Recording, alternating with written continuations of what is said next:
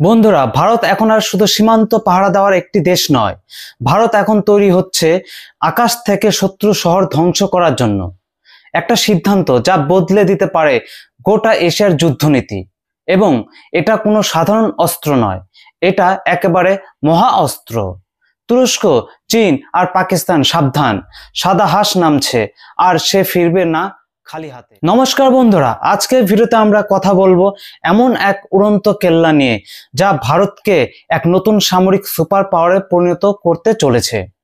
Russia থেকে ভারত আনতে চলছে TU-160M ব্ল্যাকজ্যাক, একটি সুপারসনিক স্ট্র্যাটেজিক বম্বার যা এতটাই শক্তিশালী, এতটাই বিধ্বংসী যে রাফায়েল, J-20, F-35 সবকিছুই এর সামনে যেন শিশু খেলনা।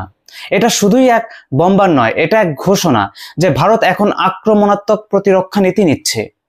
এখন যুদ্ধ হবে শুধু সীমান্তে নয়, শত্রুর হৃদয়ে ঢুকে।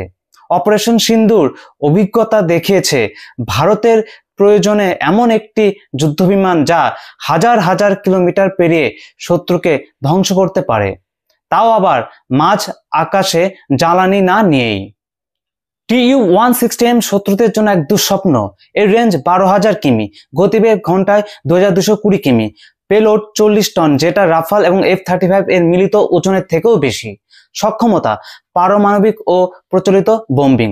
এর প্রযুক্তি AI নির্ভর পথ পরিকল্পনা, স্টিলথ অপারেশন, সুপারসনিক অ্যাটাক। এই বিমান দিল্লি থেকে উড়ে একটানা ইসলামাবাদ, বেজিং, আঙ্কারা, এমনকি ইউরোপের ভিতরেও আঘাত হানতে পারে, তারপর ফিরে আসতে পারে ভারতের ঘাঁটিতে। চীনের নিজস্ব H-6 বোম্বার একটা পুরনো সোভিয়েত ডিজাইনের ভিত্তিতে তৈরি, ধীরগতি, সীমিত রেঞ্জ। ভারতের TU-160M হলো ইন্টারকন্টিনেন্টাল সুপার বম্বার। H-6 ভারতের ব্ল্যাকজ্যাক এর সামনে টিনের খেলনা। TU-160M আসা মানে লাদাখ থেকে দক্ষিণ চীন সাগর পর্যন্ত ভারতের পূর্ণ আধিপত্য। পাকিস্তান তার স্ট্র্যাটেজিক ডেপথ নিয়ে যতই গর্ব করুক, 12,000 কিমি রেঞ্জ এর TU-160M এর সামনে কোনো শহর, কোনো সামরিক ঘাঁটি নিরাপদ নয়।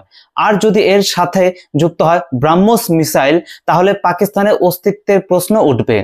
তুরস্ক যদি পাকিস্তান ও চীনের সাথেই সামরিক ও ড্রোন সহযোগিতার পথে হাঁটে, তাহলে ভারত তার নজরে রাখবে। TU-160M এর স্ট্রাইক রেঞ্জ তুরস্কের সামরিক ঘাঁটিকেও ঢুকিয়ে নিতে পারে ভারতের টার্গেট ম্যাপে। বিশ্বের সবচেয়ে ভয়ঙ্কর যুগল হলো TU-160M এবং ব্রাহ্মস মিসাইল। যখন TU-160M আকাশে থাকবে, তার বুকে থাকবে ব্রাহ্মস, তখন সেই বিমান হাজার কিমি দূর থেকেই শত্রুর উপর আঘাত হানবে, আন্তর্জাতিক জলসীমা থেকেই।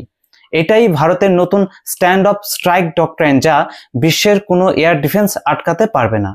DRDO এখন কাজ করছে এক AI নির্ভর নেভিগেশন ও ইলেকট্রনিক জ্যামিং প্রতিরোধী প্রযুক্তির উপর, যা TU-160M কে করবে অদৃশ্য ও অজেয়। এবং এর মানে একটাই, ভারত এখন তৈরি হচ্ছে ফার্স্ট স্ট্রাইক ক্যাপাবিলিটি এর জন্য, যাতে কোনো শত্রু চোখ তুলে তাকানোর আগেই ধ্বংস হয়ে যায়।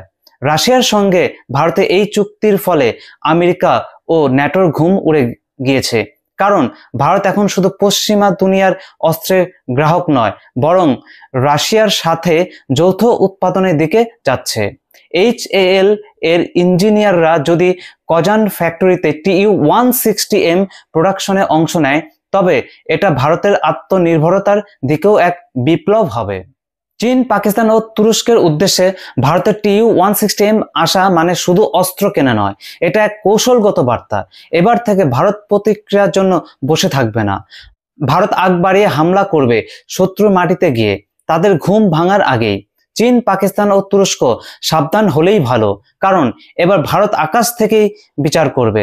বন্ধুরা, এই ভিডিওটি যদি আপনার ভালো লেগে থাকে তাহলে একটি লাইক দিন, মন্তব্যে আপনার মতামত জানান এবং আমাদের চ্যানেলকে সাবস্ক্রাইব করতে ভুলবেন না।